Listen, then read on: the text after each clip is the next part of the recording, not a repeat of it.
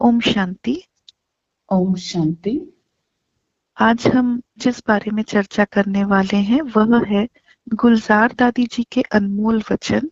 Title है संपन्न और संपूर्ण बनने की विधि।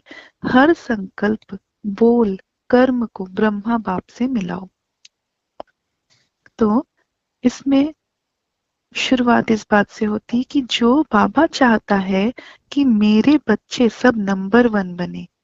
नंबर 1 क्वालिटी, माला में तो 1-2 नंबर आएगा, लेकिन नंबर 1 क्वालिटी के बने। ऐसा ही लक्ष्य सभी ने रखा है ना।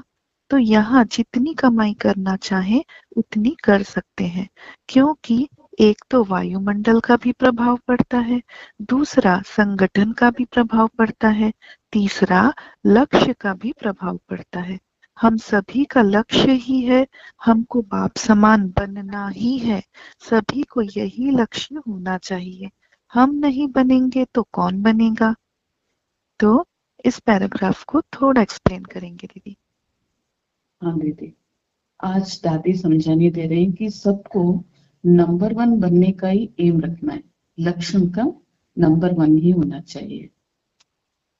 और फिर दादी आगे कहते हैं कि ऐसे लक्ष्य रखते हुए आपको देखना है कि जो संगठन अभी जुड़ा हुआ है वहां का वायुमंडल का प्रभाव भी अच्छा है और संगठन भी अच्छा है और लक्ष्य का भी प्रभाव पड़ता है। तो पहले वायुमंडल का प्रभाव कैसे पड़ता है कि मधुबन की जो धरती है वह वरदानी भूमि है, तो जी, तपस्वी भूमि है। तो यहाँ जब हम संगठित होते हैं तो ऑटोमेटिकली वो वाइब्रेशन मिलता है ना, तपस्वी भूमि क्यों है दीदी वो? क्योंकि बाबा खुद वहां पे अवतरित हुए और जी, यज्ञ भगवान की खुद आदि, वहां आते हैं। हाँ भगवान खुद आते हैं और यज्ञ की आदि में सब दादी दीदियों ने, ब्रह्मा बाबा ने भी वहां ही तपस किया ना। जी, तो सब ने पुरुषार्थ किया ना। जी, तो स्वयं परमात्मा से वरदान मिला है मधुबन को, ठीक, तो वह है तपस्वी भूमि। जी, और दूसरा संगठन का भी प्रभाव ऐसे पड़ता है ना दीदी, क्योंकि सब में रूहानियत होती है कि ठीक। हमें लक्ष्य तक पहुंचना ही है और दिमाग सब में। संगठन का ये भी प्रभाव पड़ता है कि सब एक साथ मिलकर एक ही संकल्प करते हैं। जी, क्योंकि ये दुनियावी वाइब्रेशन ऐसे होता है ना कि उनके ही दिमाग में अपना अपना ही चलता रहता है। ठीक, लेकिन जब हम वहां बैठते हैं भट्टी में, मधुबन में, तो सबकी जो स्थिति होती है वो आत्मिक स्थिति होती है करेक्ट, और लक्ष्य उनका एक ही होता है कि हमें बनना है लक्ष्मी नारायण जैसे। ठीक, तो सबका एम ऑब्जेक्ट एक रहता है, तो वाइब्रेशन भी वैसे ही क्रिएट होता है ना। बिल्कुल। यहाँ पे भी और जैसे बता रहे हैं कि अ, नंबर नंबर 1 का क्वालिटी होना चाहिए। हालांकि हम्म माला में तो 1, 2, 3, 4 ऐसे नंबर वाइज रहेंगे। हम्म 108 की माला है तो माला में 108 तक भी रहेंगे, हम्म, लेकिन उनकी क्वालिटी नंबर 1 की ही होगी। जी जी जी। देखिए बाबा हमेशा आगे बढ़ाने की ही राह दिखाते हैं। ये नहीं कि भाई बिल्कुल, नंबरवार हो, आराम से बैठ जाओ, ऐसे नहीं। ठीक। हाँ, तो बाबा और यहाँ पे जी हम्म, दादी ये समझानी दे रहे हैं कि लक्ष्य ही हो कि हमें बाप समान बनना ही है। हम्म, तो हम नहीं बनेंगे तो कौन बनेगा? यह बात अगर, यह संकल्प अगर मन में लाएंगे तो अपने आप उमंग उत्साह बढ़ता है पुरुषार्थ बढ़ाने का। जी, क्योंकि क्योंकि हम नहीं बनेंगे ये भी सच है कि जब भगवान हमारे लिए ही आया है तो हम नहीं बनेंगे तो और कौन बनेगा? हाँ, और हमारा लक्ष्य भी, हम लक्ष्य भी क्यों रखते हैं कि हमें बनना है, तो ठीक, उसका हमें हिम्मत लाना पड़ेगा ना कि हमें वहां तक पहुंचना ही है। करेक्ट। हम्म, तो हाँ आगे जी, संपन्नता और संपूर्णता दोनों ही बातें एक दो से टैली रखती है। तो संपन्नता में देखें कि हमारे पास कितने खजाने हैं, बाबा ने हमें क्या क्या दिया है। जैसे मानो हमारी 4 सब्जेक्ट है, ज्ञान, योग, धारणा और सेवा। तो ज्ञान से हमें कौन से खजाने मिले? ज्ञान से हमें मुक्ति, जीवन मुक्ति का वर्षा मिला। योग से शक्तियों का वरदान मिलता है, प्राप्ति होती है। धारणा से दिव्य गुणों का खजाना मिलता है। और सेवा अगर हम निस्वार्थ करते हैं तो सेवा में हमें दुआएं मिलती है। साथ में हमारे संबंध और संपर्क से हमें खुशी मिलती है। सबसे बड़े से बड़ा खजाना है संगम युग के समय का खजाना। इस संगम युग के समय का महत्व इतना है, जो कमाल देखो, एक ही जन्म वो भी पूरा नहीं, एक ही जन्म वो भी पूरा नहीं। आज यज्ञ की स्थापना को 72 वर्ष हो गए। आप लोग कब आए? तो वह एक जन्म भी पूरा नहीं, फिर भी 21 जन्म की गारंटी हो गई ना। तो इस समय का महत्व बहुत रखना चाहिए। कई कहते हैं 5 मिनट ही तो बैठे, लेकिन ये 5 मिनट नहीं, कई घंटे के समान है। तो समय का खजाना भी बाबा ने हमको दिया है। उन खजानों को हमने कितना जमा किया? क्या हम समय के खजाने को सफल कर रहे हैं? अगर कोई बात हो जाती है तो व्यर्थ संकल्प चलते हैं। व्यर्थ संकल्प का चलना, यह संगम युग का कितना नुकसान हुआ। व्यर्थ संकल्पों की गति बहुत तीव्र होती है। उसके लिए बाबा कहता है धारणा कितनी श्रेष्ठ है। सेकंड में बिंदु लगाओ, चेक करो सचमुच बिंदु लगती है। लगाने चाहते हैं बिंदु, बन जाता है क्वेश्चन मार्क।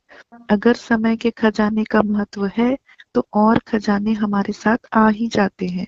तो यह चेक करें कि खजानों से मैं संपन्न हूँ। खजाने बाबा ने दिया है, हमने सुना है, समाया है। सुनना अलग चीज है, समाना अलग चीज है। भट्टी में अभी यह चेकिंग करने का टाइम है। ये बहुत बहुत इम्पोर्टेंट पॉइंट है इस पैराग्राफ में दीदी, इसको एक्सप्लेन हाँ कीजिएगा सबको। हाँ दीदी, पहले बाबा यहाँ दादी यहाँ समझाने दे रहे हैं 5 खजाने की। फिर बाद में संगम युग की भी बात बता रहे हैं, समय का भी बात बता रहे हैं, और धारणा का। जी तो हम सिर्फ सुनते हैं या फिर धारणा स्वरूप भी बनते हैं। तो ये तीनों ही बात की समझाने ने दादी यहाँ पे दी है। तो पहला खजाना है हमें जीवन मुक्ति, मुक्ति और जीवन मुक्ति का। तो जी। ये भी हमें वर्षा में मिल जाता है। और ये हमें ज्ञान से मिलता है। हाँ जी। जब हम ज्ञान लेते हैं तभी हमें मुक्ति और जीवन मुक्ति का रास्ता मिलता है। रास्ता मिलता है। और जैसे ही हम ज्ञान लेते हैं तो हमारा आधार बन जाता है, हम स्टूडेंट बन जाते हैं। तो 4 सब्जेक्ट है। तो जी इस 4 सब्जेक्ट के आधार से पहला सब्जेक्ट है ज्ञान। तो ज्ञान ठीक। के आधार से मुक्ति और जीवन मुक्ति मिल जाती है। फिर बाद ठीक। में बाबा कहते हैं कि धारणा से दिव्य गुण और खजाने मिलते हैं। योग से भी शक्तियों का वरदान मिलता है। जी। और फिर और सेवा अगर हम निस्वार्थ करते हैं जी तो इससे भी हमें दुआएं मिल जाती है ना। ठीक। तो ज्ञान योग धारणा सेवा के लिए बाबा ने आगे का 2 लाइन जो है उसमें चारों ही प्राप्ति की जो निशानी है वो बाबा ने इधर बताया है कि मतलब दीदी जब एक। हम भगवान का ज्ञान लेते हैं तो हमें ये पता चलता है कि हम किस तरह से वापस भगवान के साथ अपने घर की ओर जा सकते हैं और जी वापस वहां रह के फिर नीचे अपना अपना पार्ट प्ले करने के लिए सतयुग में आ सकते हैं। हाँ जी, पूरा और जब ड्रामा हम बता। जी और जब हम योग लगाते हैं तो हमें शक्तियां प्राप्त होती हैं। हाँ। और फिर उस जब शक्ति के आधार से जी फिर उस और शक्ति के आधार से दिव्य गुण भी बढ़ जाते हैं। बिल्कुल। और फिर जब हम सेवा करते रहते हैं निस्वार्थ मन से तो हमें सभी की दुआएं प्राप्त होती है। हाँ दीदी। इवन इवन परमात्मा की भी दुआएं प्राप्त होती हैं। जी जी बिल्कुल। और साथ में हमारे संबंध और संपर्क से हमें खुशी भी मिल जाती है। करेक्ट। क्योंकि तो ज्ञान बाबा के प्राप्त हो जाता है ना तो सभी के साथ रिश्ता भी अच्छा हो जाता है। हाँ, और फिर परमात्मा के साथ भी रिश्ता बन जाता है ना। ठीक। जो रिश्ता अभी हम संगम युग पे ही बना पाते हैं। एकदम। तो इससे हमारा संबंध और संपर्क भी हमेशा खुशी वाला ही बना रहता है। ठीक। क्योंकि रूहानियत आ जाती है हमें, रूहानी परिवार और परमात्मा के साथ भी बुद्धि योग जोड़ना। एकदम। और संगम युग का खजाना दीदी आगे बाबा बता रहे हैं कि इस जी संगम युग के समय का जो महत्व है वो इतना कमाल का है कि हम देखिए संगम युग में टाइम हम अपने ही टाइम में आते हैं, ठीक। चाहे आगे आते हैं, कोई कोई बहुत पीछे भी आते हैं। मतलब तो ये जो यही संगम कारण। युग है ये 100 वर्षों का है, जी और 100 वर्षों में जरूरी नहीं कि कोई बिल्कुल शुरू से आए। जी। कोई तो इस 100 साल के बिल्कुल आखिरी 15 साल में भी आ सकता है, कोई आखिरी 10 साल में भी आ सकता है। हम्म। और यहाँ इस बात की भी साबित हो जाती है ना, नंबर बार की भी, जो जिस समय, एक तो ठीक। समय भी है और अपने अपने समय में आके अपनी प्राप्ति भी लेते हैं। तो जो एकदम भी समय में आ जाए, लेकिन प्राप्ति तो 21 जन्मों की मिल ही जाती है। एकदम। तो ये बस बहुत कमाल है। डिपेंड करता है हमारे पुरुषार्थ के ऊपर कि हम कितना उसको याद करते हैं। जी जी। तो ये 100 वर्ष का संगम युग, और इस समय का इतना बड़ा इम्पोर्टेंस कि यहाँ पर भगवान कहते हैं इस संगम युग में अगर कोई मुझे 1 मिनट भी 1 सेकंड भी बैठकर याद करे, तो 1 सेकंड का याद करना मना 1 साल का याद करने के बराबर उनको फल मिलता है उसका। हम्म। तो इसके इतना लिए बाबा, इम्पोर्टेंस है। सही दीदी, इसके लिए बाबा कहते हैं ना, 1 का 100 गुना मिलता है आपको यहाँ। ठीक। जी दीदी, आगे समझाइए। हम्म। और आगे बाबा यही कहते हैं कि अब इतना समय का महत्व आपको रहना चाहिए कि एक भी संकल्प आपका व्यर्थ ना जाए। ठीक। तो इस बात का हमें बहुत बहुत सावधानी देना है, क्योंकि संगम युग ही ऐसा युग है जो प्राप्ति का युग है। तो हम यहाँ व्यर्थ संकल्प को अगर हमारे दिमाग में चलाएंगे तो थोड़ा नुकसान भी होते। थोड़ा व्यर्थ संकल्प किसको कहते हैं ये बता दीजिए दीदी। हाँ दीदी, अभी बाबा ने हमें श्रीमत दिया है और बाबा ने कहा है कि हमें आत्माभिमानी बन के श्रेष्ठ संकल्प करने हैं, जो ठीक। विधि विधान से हम हमारे लिए बाबा ने श्रीमत में बताए, जी। यानी कि आत्मचिंतन अपने आप और को दिव्य आत्मा आत्मा। समझना, हाँ जी। और जिस भी किसी संबंध संपर्क में आए या किसी से भी अ, नजरे मिले, कोई भी व्यक्ति हम्म, हो वह आत्मा है, हम ऐसा सोचें। और ये जी आत्मचिंतन, और परमात्मा ने जैसा बताया कि वो जिस रूप में है जैसा है उसे उस रूप में याद करना, और सभी के लिए, पूरी हम्म, दुनिया के लिए, पूरी सृष्टि में हर एक आत्मा के लिए शुभ भावना और शुभकामना, चाहे जी। कोई कैसा भी हो। हम उसे अपने हम्म, आंखों के सामने देख रहे हैं, वो कितना भी हम्म, उसमें अभी बुरे संस्कार हों, लेकिन हमारे मन में उसके लिए शुभ भावना और शुभकामना रहे। जी दीदी, तो बिल्कुल ये होगा सही। श्रेष्ठ संकल्प। और व्यर्थ मना, हम कुछ भी सोचते रहते हैं सारा दिन का, ये करना वो करना, ये किए थे पास्ट का कुछ बात, तो ये सारा व्यर्थ है, क्योंकि अभी वो सोच के हमें कुछ मिलने वाला है नहीं। जी, क्योंकि जैसे ही हम किसी देह को देखते हैं उनकी खामियां ही दिखाई देती है, भले ही उनमें खूबियां हैं, लेकिन इंसान का ऐसा गुण बन गया ना कि उनकी खामियां ही ढूंढो। तो ठीक। ऐसे करके जब हम संकल्प करते हैं तो पूरा व्यर्थ में जाएगा। एकदम।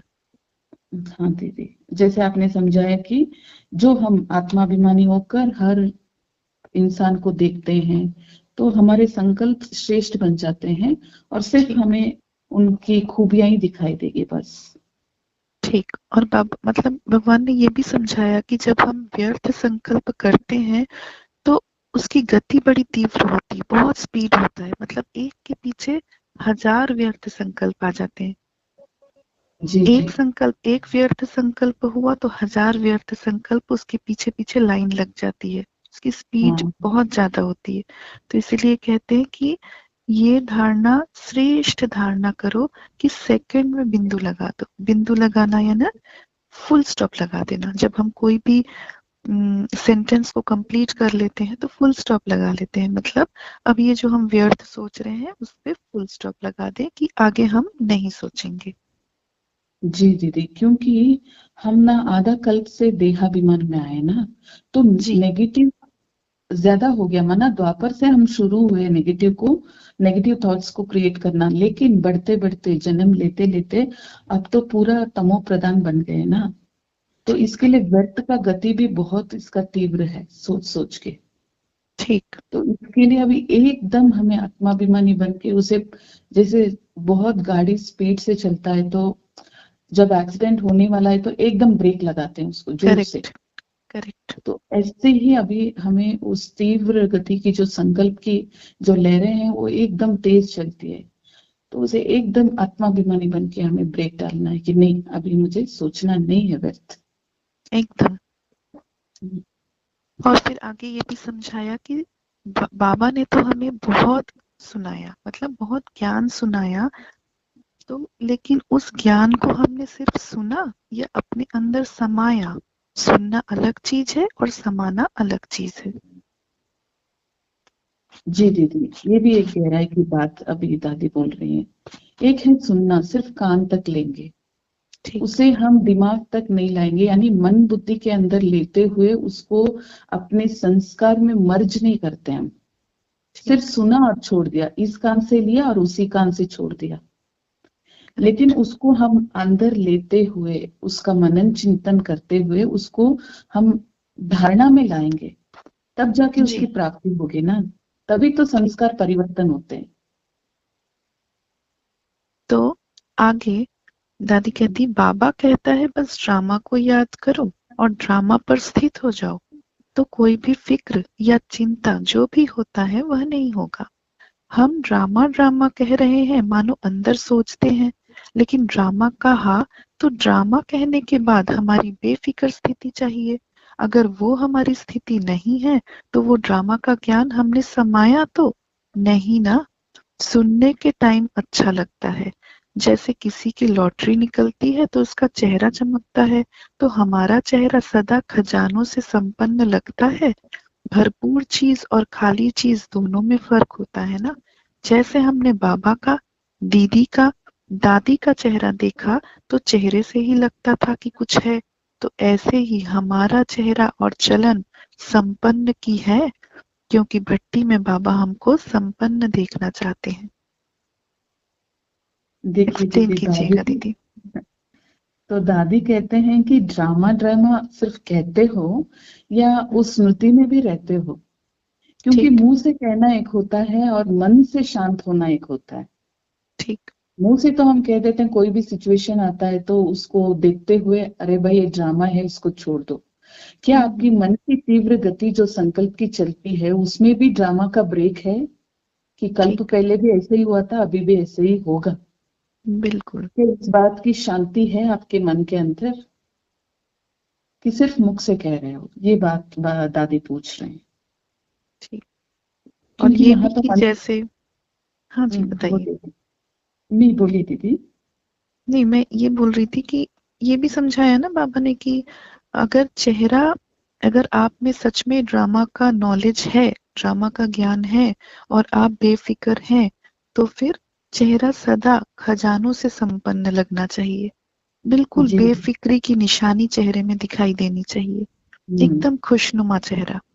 हम्म। क्यों? क्योंकि मन में ये ज्ञान है कि ये पहले भी हुआ था, तभी भी हम इस सिचुएशन से निकल के आए थे, तो अभी भी ये हो रहा है, तो अभी भी हम इस सिचुएशन से निकलेंगे, और बाबा हमारे साथ है तो सब कुछ हुआ पड़ा है। जी, सही बात। नहीं तो ऐसा रहेगा जैसे कि लॉटरी मिल गया तो एकदम खुशी का पारा चढ़ जाता है कि भाई ठीक। मुझे लाख मिल गए, और हम्म। जैसे ही थोड़ा दिन हो गया तो नॉर्मल हो जाता है। माना ठीक। टेम्परवरी, धारणा नहीं है, टेम्परवरी है। तो ठीक। इसकी ठीक। चिपिंग हमें होनी चाहिए। ठीक। तो आगे दादी कहती है, यह सारे खजाने अविनाशी हैं, देने वाला कौन? भगवान ने मेरे को दिया है। आज कोई प्राइम मिनिस्टर कुछ देता है तो उसे कितना संभाल के रखते हैं। भगवान हमको देता है तो उसका कितना मूल्य हमको होना चाहिए। हमको चेक करना चाहिए कि शक्तियों का खजाना हमारे पास जमा है। जमा की निशानी क्या है? जब उस शक्ति की आवश्यकता है, उस समय वो हमारे ऑर्डर से आवे। यह प्रैक्टिस बार बार करो, क्योंकि कर्म योगी जब बनते हैं तो कर्म और योग का बैलेंस कभी कम हो जाता है। कर्म की तरफ अटेंशन ज्यादा चला जाता है, योग का बैलेंस थोड़ा कम हो जाता है। इसलिए बाबा कहते हैं, कर्म करते हुए बीच बीच में चेक करो और चेंज करो, लिंक जोड़ो।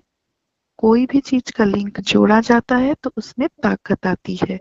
जो श्रीमत में जी हाजिर करता है उसके पास बाबा भी जी हाजिर रहता है। हम्म, समझाएंगे दीदी थोड़ा? हाँ दीदी। तो हमें ये इस बात की हमेशा दिमाग में चिंतन चलना चाहिए कि ये जो अविनाशी ज्ञान है, ये देने वाला कौन है? स्वयं परमात्मा है। हम्म। अभी हम इस दुनिया में रहते रहते इंसानों को इतनी इज्जत देते हैं कि कोई प्राइम मिनिस्टर है या उनका कोई हाईएस्ट पोजीशन होता है तो करेक्ट। उनको देखते ही हम कितना खुश हो जाते हैं और उनको इतना सम्मान देते हैं। तो बाबा एकदम। कहते हैं मैं स्वयं परमात्मा आके आपको इतना सब कुछ दे रहा हूं, तो हम्म। इसकी कदर है आप में। ठीक। तो इसकी कदर होनी चाहिए हम में कि परमात्मा हमें क्या से क्या बनाने के लिए आए और ये कौन सा समय है। बिल्कुल तो सही। इसे ध्यान में। हाँ जी। एकदम सही कहा कि भगवान दे रहा है, मतलब ये इस बात को हम कितना वैल्यू देते हैं ये देखना है कि भगवान स्वयं आया है। आज एक कलेक्टर भी हमें बुला ले तो हम कितने खुश हो जाते हैं कि कलेक्टर ने हमें बुलाया है, या कुछ वो हमें कुछ गिफ्ट दे दे तो हम एकदम खुश हो जाएंगे कि कलेक्टर ने हमें ये गिफ्ट दिया है। और ये तो स्वयं परमात्मा आया हुआ है हाँ और जी। वो हमें खजानों से भर रहा है, तो इतना हम्म, वैल्यू होना चाहिए उसका। तो बाबा कहते हैं संगम युग का जो खजाना है ना, ये समय का जो हम बचत कर लेंगे और संकल्प की बचत भी हम कर लेंगे तो इसके साथ खजाना भी बच जाएगा। तो करेक्ट। जो बाबा शक्तियां देते हैं तो क्या हमने उसको जमा करके रखा है? इसकी चेकिंग हमें देखनी चाहिए, क्योंकि व्यर्थ संकल्प किया तो खजाना सब हमने गवा दिया ना दीदी। हम्म। तो इसके आधार से बाबा बोल रहे हैं कि आप देखो अपने अंदर, चेक करो कि क्या आपने खजानों को बचा के रखा हुआ है। अगर छोटी सी छोटी गिफ्ट भी बचा के, मतलब शोकेस में सजा के रखते हो, सबको दिखाते हो कि इतने बड़े व्यक्ति ने मेरे को ये गिफ्ट दिया, तो बाबा तो कहते हैं संगम युग का जो समय है ना, इसमें व्यर्थ संकल्प ना करते हुए श्रेष्ठ संकल्प करके सब खजानों को आप जमा कर लो। क्या इस जी। जमा का खाते आप में है? चेक करो अपने अंदर। तो ठीक। इतनी वैल्यू है, कदर है आपकी, ज्ञान का कदर है करके बाबा पूछ रहे हैं। जी। जो और जमा की जो निशानी है वो क्या है? जब शक्ति की आवश्यकता हो, हम ऑर्डर करें और समय पे वो शक्ति हमारे लिए काम काम पे आ जाए। ये बिल्कुल। नहीं कि मुझे अभी गुस्सा नहीं करना है लेकिन गुस्सा आ रहा है, तो क्या हम्म। मैंने शांति की शक्ति को जमा की है? ठीक। तो इस शक्ति को हम कब प्रयोग करेंगे, तो उस प्रयोग करने के समय में उसका जो शक्ति का आभास है होना चाहिए कि एकदम। भाई हाँ, मुझे यहाँ एकदम शांति से रहना है और मुझे यहाँ अथॉरिटी से इसको कहना है, या फिर यहाँ मुझे अंतर्मुखी होना है। तो समय ठीक। के अनुसार जब वो यूटिलाइज होगा तभी तो पता चलेगा कि हाँ भाई, इनमें खजाने भी जमा हुए हैं और शक्ति भी धारणा हुई है। ठीक। और उसका सही तरह से यूटिलाइजेशन भी हो रहा है। यूटिलाइजेशन भी हो रहा है। तो ये सब चीजें हैं ना, इसी से पता चलता है कि हम में परिवर्तन आया है। बिल्कुल। और इसका मेन आधार है श्रीमत। ठीक। जब हम श्रीमत के आधार से चलेंगे, बाबा के साथ बुद्धि योग जुड़ा रहेगा और मनन चिंतन, बुद्धि में सदा ज्ञान की मनन चिंतन चलती रहेगी, तो हमेशा वेस्ट संकल्प भी नहीं चलेंगे और योग से शक्ति भी मिल जाएगा और श्रीमत के आधार से हम पवित्र भी बनते जाएंगे। एकदम। और आगे यहाँ पे दादी कहते हैं कर्म और योग का बैलेंस, तो थोड़ा ये एक्सप्लेन करेंगे? जी दीदी। कर्म और योग का बैलेंस तब होता है जब हम आत्माभिमानी भी होते हैं और श्रीमत के आधार से भी चलते हैं। ठीक। तो श्रीमत के आधार से कर्म करेंगे और आत्माभिमानी बन के कर्म भी करेंगे और परमात्मा के साथ में बुद्धि योग भी जुटा रहेगा। ठीक। तब ये बैलेंस सही बनती है, क्योंकि शरीर से कर्म भी होगा और आत्मा परमात्मा के साथ कनेक्ट भी, जुटी भी रहेगी। ठीक। तो यहाँ पे अच्छा जी। कहते हैं बाबा कि तुम लोग बीच बीच में कर्म करते करते जो योग करते हो तो कर्म पे ज्यादा ध्यान हो जाता है और योग पे कम। तो हाँ इसको चेक करना है और लिंक को बार बार परमात्मा के साथ जोड़ना है। जोड़ना है। क्योंकि जब क्योंकि लिंक एक है जुड़ा पुरानी। रहेगा तो ताकत मिलती रहेगी हमको। जी दीदी। और क्योंकि अगर हम इस हम पुरानी। उसकी बात, जी समझाइए दीदी। हाँ दीदी, क्योंकि हम इस पुरानी दुनिया में रह रहे हैं, शरीर भी पुराना है, लेकिन हमने अभी आत्मा से स्वीकार किया है कि हम परमात्मा के संतान हैं और हम आत्मा है। तो ठीक। इस पुरानी दुनिया का जो प्रभाव होता है ना वायुमंडल का, हम्म। संबंध संपर्क में रहते हैं तो उसका प्रभाव पड़ता है, तो देहाभिमान में बहुत जल्दी आ जाते हैं। तो ठीक। इसके लिए हमें हमेशा ये जो लिंक है इसे जोड़ के रखना है परमात्मा के साथ, ये सोचते हुए कि मैं आत्मा हूँ और ये मेरा कर्म क्षेत्र है, मैं इस शरीर द्वारा कर्म कर रही हूँ, ठीक। निभा रही हूँ सब कुछ। और आगे बाबा कहते हैं कि जो श्रीमत में जी हाजिर करता है उसके पास बाबा भी जी हाजिर रहता है। जी दीदी। क्योंकि हम लोग ना आधा कल्प से लेके मन मत पर मत और भक्ति के जो जो गुरुओं ने मत दिए उसके आधार पर चलते हम्म। आए, लेकिन अभी स्वयं परमात्मा आके श्रेष्ठ मत दे रहे हैं बच्चे कि हर कर्म आपको कैसे करने हैं, सोच से लेके ठीक। संकल्प से लेके बाबा बता रहे हैं। तो जो श्रीमत पर चलेगा तो बाबा भी उनके साथ रहेंगे ना, क्योंकि हम जी आज्ञाकारी बच्चे बन रहे हैं, वफादार बच्चे बन रहे हैं, तो बाबा भी साथ देंगे। एकदम। तो इसीलिए हम उनके हर आज्ञा पे अगर हम जी बोले, जी हम हाजिर हैं, तो फिर हमें भी कभी भी किसी भी सिचुएशन पे भगवान की जरूरत पड़े तो वो भी तुरंत हाजिर हो जाता है। जी दीदी। इसके लिए कहते हैं ना, सच्चा दिल साहिब राजी। एकदम। सच्चे दिल पर साहेब राजी। कोई भी अगर अंदर से एकदम क्लीन एंड क्लियर है, बिल्कुल सच्चा है, ईमानदार है, बाबा के साथ भगवान के साथ ईमानदारी कर रहा है, तो भगवान तो हर पल उसके लिए हाजिर है। जी।